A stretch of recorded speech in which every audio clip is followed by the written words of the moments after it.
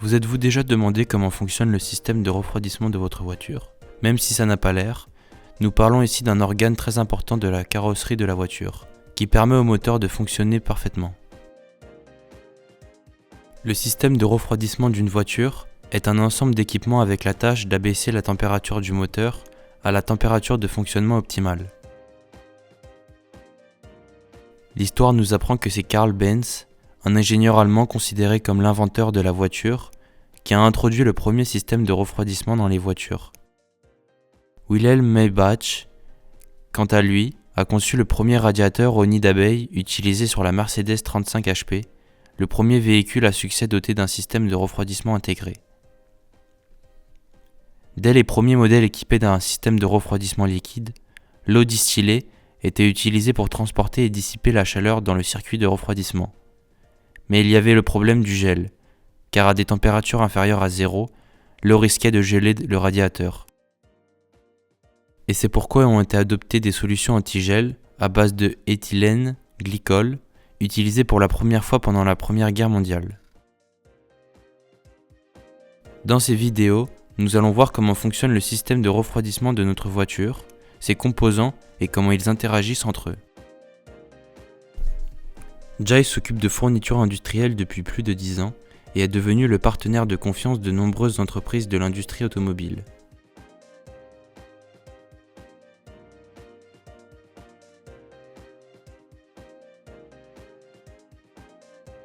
Le système de refroidissement d'un véhicule à moteur à combustion interne est composé de plusieurs composants.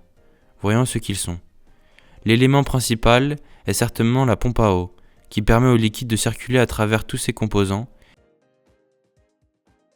Il est constitué d'une turbine et est entraîné par la courroie de transmission à travers une poulie.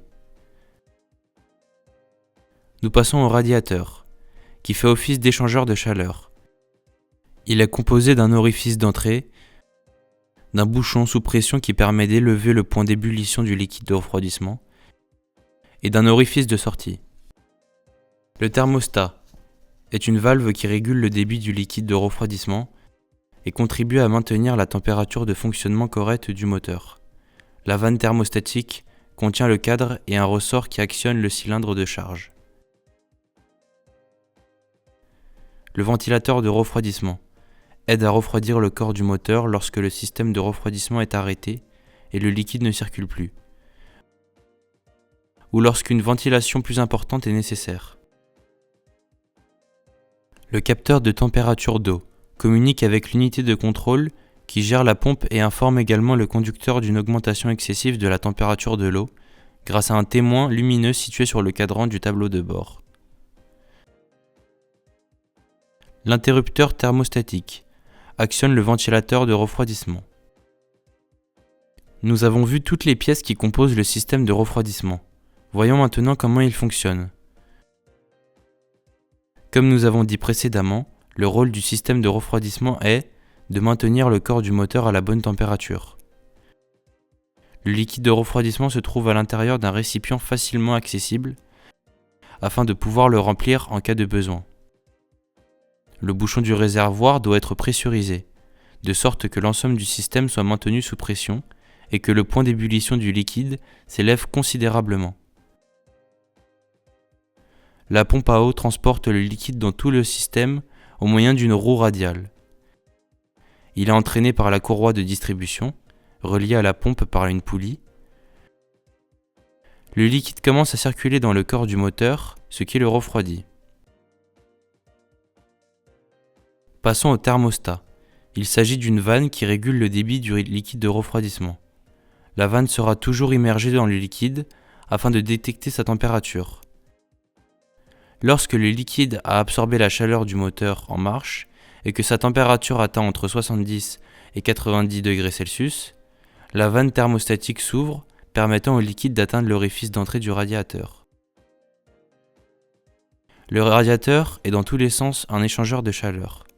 Grâce à une grille de petits tubes dans lequel circule le liquide et grâce à une série d'aillettes métalliques, il est capable de dissiper la chaleur vers l'extérieur, si nécessaire avec l'aide du ventilateur de refroidissement.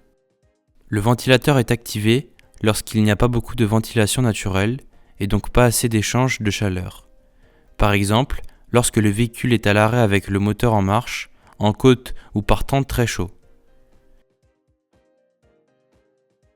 Une fois refroidi, le liquide retourne dans le système, refroidissant le corps du moteur.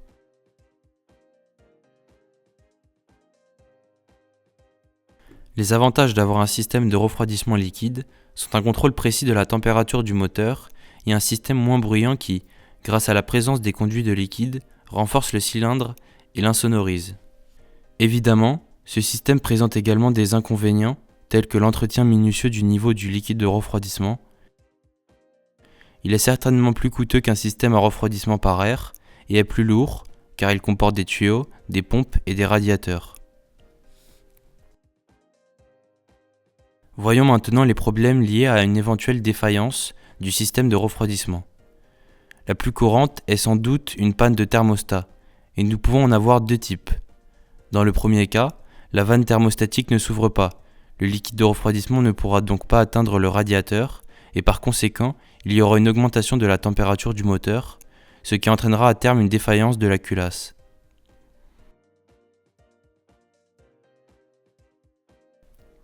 Dans le second cas, la vanne thermostatique reste toujours ouverte, de sorte que le liquide de refroidissement sera toujours en circulation. Cela entraînera un autre problème, le moteur ne pourra donc pas atteindre la température de fonctionnement optimale, ce qui sollicitera les cylindres dans leur mouvement et à long terme, usera toutes les parties sensibles du moteur. Dans cette vidéo, nous avons vu comment fonctionne le système de refroidissement, ses composants et les pannes possibles. Si vous connaissez d'autres inconvénients ou d'avantages de ce système, faites-le nous savoir dans les commentaires et n'oubliez pas de suivre notre playlist du monde automobile. Si vous avez trouvé cette vidéo utile, faites-le nous savoir avec un like et un commentaire.